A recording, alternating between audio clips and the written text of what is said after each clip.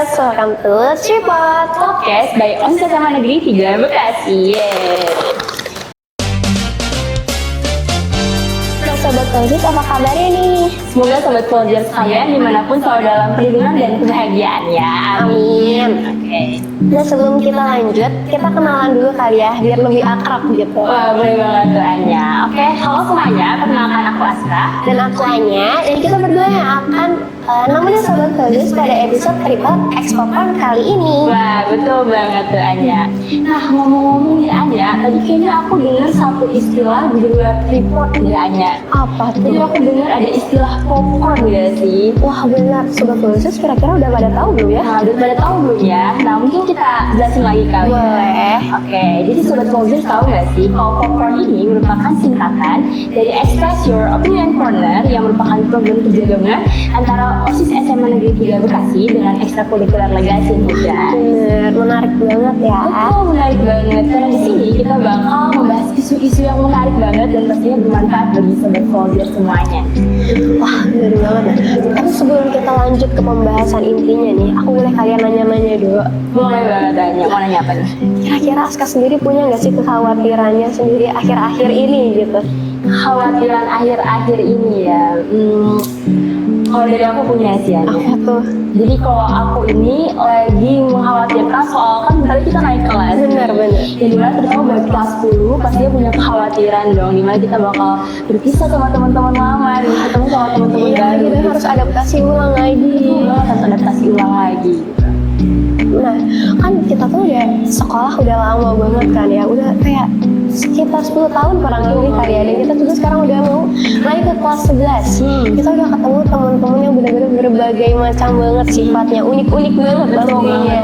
Ada yang emang banyak ngomong banget, ada yang aktif banget, ada juga yang pendiam, ada yang ambisius banget sama pelajaran, bahkan ada yang santai sama pelajaran. Nah, di sisi lain itu ada juga beberapa orang yang bisa dibilang kayak agak membawa pengaruh buruk terhadap lingkungan kita lah. Nah, atau orang ini bisa disebut sebagai toxic people, atau jika dia membawa pengaruh buruk di dalam lingkungan pertemanan kita bisa disebut sebagai toxic friendship. Menarik banget nih Anya. Jadi ada istilah toxic friendship. Betul. Menurut aku tuh hal yang perlu banget kita bahas deh. Dan Sobat Soldiers kalian tahu gak sih kalau di episode Tripod Expopon kali ini kita bakal mengangkat topik tentang toxic friendship. Menarik banget sih. Kan tadi udah disebutin ya kalau kita bakalan ngangkat tema toxic friendship ini. Kenapa sih kita ngangkat tema ini? Siapa tahu Sobat Soldiers penasaran kan? Betul banget. Nah, kenapa sih kita ngangkat tema tentang toxic friendship? Jadi kita ngangkat tema ini karena tentunya temanya relevan banget nih sama kehidupan pelajaran. Juga anak muda juga kan ya. Anak muda pasti banyak interaksi sama teman, terutama yang tadi kita sempat mention. Kalau kita tuh bakal naik kelas dan ketemu teman-teman baru. Jadi kita berharap banget dengan kita ngobrol tentang topik ini dapat bermanfaat bagi Sobat Soldiers kalian yang mendengarkan. Iya, amin ya. Betul. Nah, biar gak lama-lama nih Anya, aku langsung aja mau nanya kali ya. Kalau dari Anya sendiri, menurut Anya apa sih toxic friendship itu? Mulai nih masuk ke budaya ini. Betul. Nah, dari toxic friendship sendiri udah ada kata-kata toxic nih.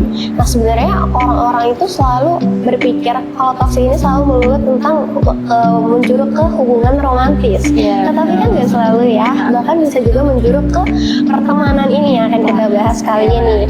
Menurut Profesor Victoria Andrea ini, toxic friendship merupakan ketika saat kita menjalin hubungan dengan seseorang dan seseorang ini melakukan tindakan dan tindakannya dapat menyakiti kita ya, membuat kita terluka. Nah, terluka ini tuh karena perilakunya ini tidak sesuai dengan harapan kita pada sebuah pertemanan, atau toxic friendship ini juga singkatnya bisa disebut sebagai pertemanan yang beracun. Wah, menarik banget nih Anya, pertemanan yang beracun ya. Aku setuju banget sih sama statement kamu tadi, dan paling aku mau nambahin sedikit sudut pandang aku boleh? Boleh. Apa tuh?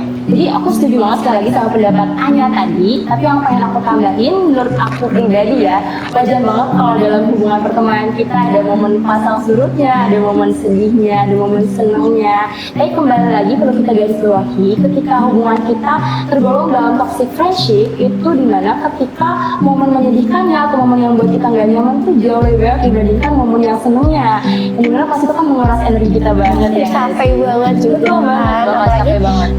pertemanan tuh harusnya membuat energi kita bisa lebih naik. Enjoy Iya, apa betul. gitu. Oke deh. Nah, kalau tadi kita udah tahu nih guys, apa itu definisi toxic friendship, aku juga penasaran nih sama soal ini. Apa tuh? Penasaran menurut Anya sendiri, sampai titik mana sih kita bisa menyebutkan seseorang itu sebagai toxic people atau hubungan sebagai toxic friendship Di gitu? titik mana ya? Nah, Ya. menurut aku wajar banget setiap orang tuh punya titiknya masing-masing dalam menentukan standarnya dalam menentukan di titik mana dia udah terjerumus kepada toxic friendship ini. Karena setiap orang punya perasaannya masing-masing, tingkat kesensitifan atau kepekaan juga itu berbeda-beda. Terus cara berpikir setiap orang juga tuh berbeda-beda. Jadi kita tidak bisa menyamaratakan. Jadi saat seseorang misalnya ada yang curhat ke kita, aku gak nyaman di lingkungan yang kayak gini, kita tuh gak bisa memaksakan, apalagi dengan mengatakan kalau ih lu lebay banget sih kayak gitu doang udah disebut toxic. Nah itu tuh gak boleh banget ya. Oke, setuju sih. Kalau dari kamu sendiri kayak gimana, Aska? Kurang lebih sebenarnya sama kayak pendapat kamu, bahwa setiap orang kan kepekaannya beda-beda, maka standar setiap orang tuh pasti berbeda-beda nih. Benar. Tapi boleh gak sih aku ngungkapin apa yang jadi titik dimana aku bisa nyebutin mungkin hubungan itu tuh termasuk ke dalam toxic friendship Apa gitu. kayak gimana tuh menurut kamu? Nah, kalau menurut aku pribadi, kembali ke pernyataan tentang definisi sebelumnya, di mana ketika kita udah ngerasa nggak nyaman nih. Jadi ibaratnya gini, ketika pertemanan yang seharusnya kita enjoy dan menambah energi kita, tetapi di pertemanan ini bahkan ngedenger nama aja kita udah jadi low energi banget nih. Dan energi kita bakal di titik terendah ketika kita terus berinteraksi dengan teman-teman kita ini.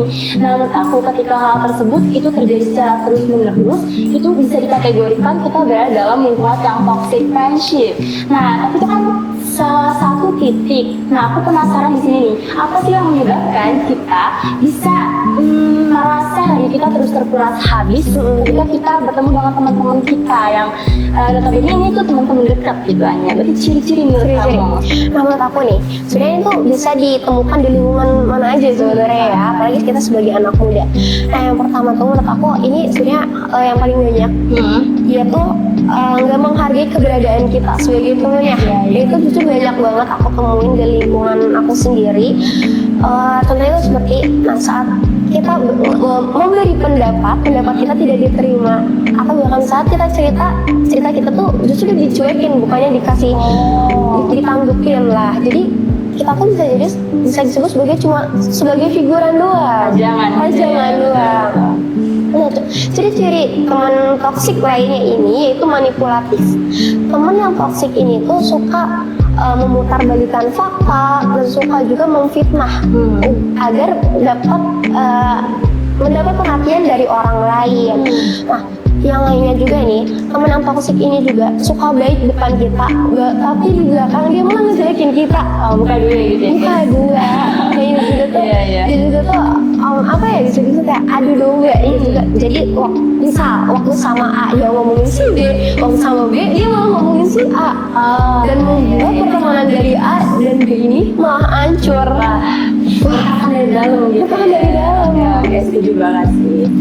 Ada yang mau tambahin nggak tuh dari ciri-ciri yang lainnya tuh? Kalau ciri-ciri dari aku ya kurang lebih sama, tapi aku mau menggarisbawahi beberapa hal dan disclaimer juga ya guys, bahwa ciri-ciri ini nggak cuma kita analisa teman-teman kita gitu nggak sih, tapi ke diri kita sendiri juga. Kira-kira kita tuh termasuk orang yang toksik gak sih di mata orang lain, karena itu penting banget dan kita juga tidak menyebarkan hal-hal negatif buat teman-teman kita gitu. Kalau menurut aku ciri-ciri orang yang mungkin bisa kita bilang toksik itu adalah ketika dia mempunyai self center yang berlebihan gitu. Semisal dia tuh merasa dirinya itu pusat dari segalanya, jadi bukan cuma memprioritaskan diri, tapi membuat orang lain di sekitarnya ngerasa jadi nggak bermanfaat gitu, terutama teman-teman dekatnya. Misal karena dia self-centerednya berlebihan, ketika temennya ada yang mencapai suatu pencapaian dia jadi iri, atau ketika temennya deket nih sama temen yang lain dia ngerasa ibaratnya posesif lah, dia jadi cemburu karena cuma boleh temenan sama aku aja misal begitu. Atau misal juga nih ketika ketika dia meminta bantuan temennya tapi dia menyampaikan dengan cara yang gak baik sehingga temennya itu merasa dimanfaatkan, kayak kamu harus mengantar jemput aku setiap hari, sehingga temennya itu gak ngerasa punya identitas dirinya. Nah menurut aku self-center yang berlebihan juga menyebabkan seseorang itu bisa dinilai dengan orang lainnya sebagai toxic people, maka kita harus berhati-hati banget. Benar-benar orang yang self-center banget nih itu tuh biasanya suka menganggapnya juga sebagai kompetitor kadang-kadang. Nah ini tuh yang jangan deh ya. Iya, buat orang lain jangan, dan buat diri kita juga jangan. Karena menurut aku sendiri pertemanan itu harus take and give ya. Jadi kita nggak cuma mendapatkan apa yang kita mau, tapi kita juga harus memberikan feedback yang setara kepada teman kita. Sehingga kita juga nggak merasa kekuras energinya. Karena teman itu harus ada di saat mereka butuh, di saat kita butuh juga ada mereka. Betul, saling membutuhkan gitu. Setuju banget. Nah dari ciri-ciri yang udah kamu sebutin dan kita sebutin ya sekarang. Nah siapa tahu ada yang sudah terjebak dalam hubungan yang toksik. Nah ada apa sih misalnya nih aku takut nih buat keluar, apa sih dampak yang bakal didapetin jadi kalau maksudnya kalau terjebak di dalam situasi yang seperti itu dan susah mungkin untuk keluar karena notabene kita adalah teman yang udah dekat ya. Kayak malah sih, karena kan memang ada beberapa yang sulit keluar karena sudah terikat gitu ya. Kalau menurut aku pasti memberikan banyak dampak banget nih guys, karena menurut aku pribadi ya, pertemanan itu bakal menentukan masa depan kita juga. Karena dengan siapa kita berteman setiap harinya itu tentunya akan membangun pola pikir kita, terus membangun kebiasaan kita juga. Karena sadar gak sadar nih, pertemanan itu pasti memberi dampak kepada kita, baik dampak yang positif ataupun negatif gitu. Benar-benar. Makanya kalau misalnya kita terjebak dalam lingkungan yang gak sehat terus-menerus, dimana kita seperti tadi merasa gak nyaman terus-menerus, merasa dicuekin terus-menerus, sehingga pressure itu menumpuk. Ya, pressure-nya ketika pressure itu menumpuk itu bisa jadi berpengaruh kepada aspek-aspek lain dalam kehidupan kita. Misal kita jadi malas ke sekolah, ngapain sih malah ke sekolah menghadapi orang aja misal gitu. Jadi kita semangat belajar menurun, terus kita juga bisa jadi gak percaya diri karena kita disalahin terus, di-blaming terus, dan dampak dampak negatif lainnya gitu. Kalau dari Aya sendiri gimana? Kan dari aku nih ya, pressure-nya udah numpuk banget, pasti bikin kepikiran, bikin overthinking, bikin stres juga pasti ya kan. Terus pasti kayak apa ya, pokoknya kayak negatif timbul terus pokoknya tanpa kita sadar juga. Nah kalau kita pasti gak selamanya kita bakalan kuat dalam kondisi yang seperti itu kan sekarang. Ada nggak sih dari kamu tips and triknya buat keluar dari situasi yang udah toxic kayak gitu? Berarti tips and trick aku gitu ya.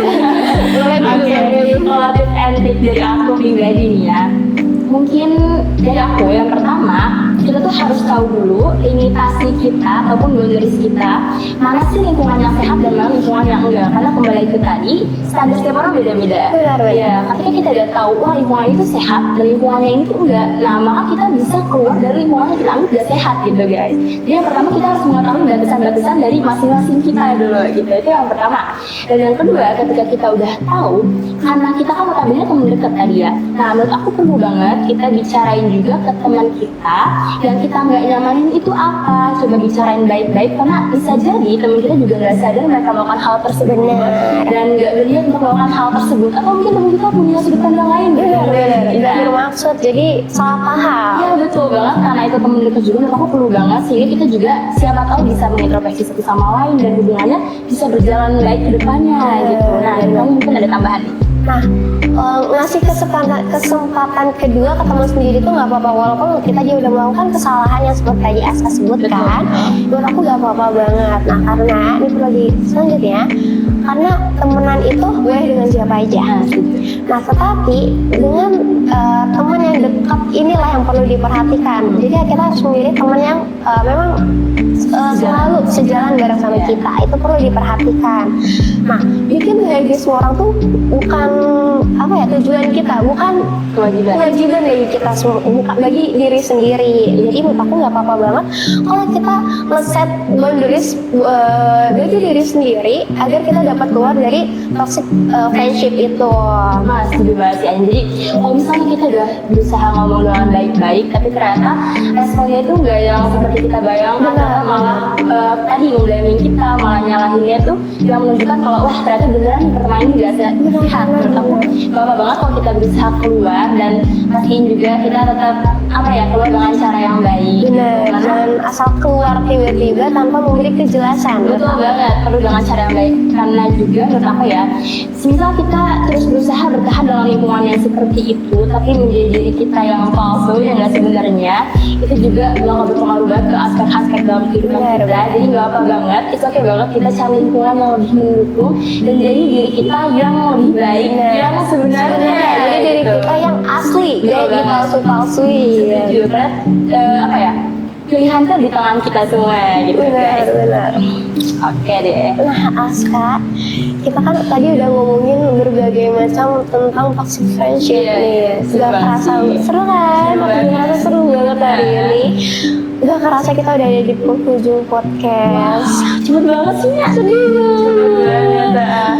Nah, semoga info yang udah kita sampaikan ini bisa bermanfaat bagi Sobat Kozers semuanya. Amin. Semoga kita semua, aku, kamu, Sobat Kozers yang nonton atau mendengarkan ini dapat selalu dikelilingin oleh orang-orang baik. Betul banget, dan semoga kita juga dapat menjadi salah satu dari orang baik yang dicari. Amin. Semoga dapat lingkungan pertemanan yang baik dan mendukung juga ya guys. Amin. Oke.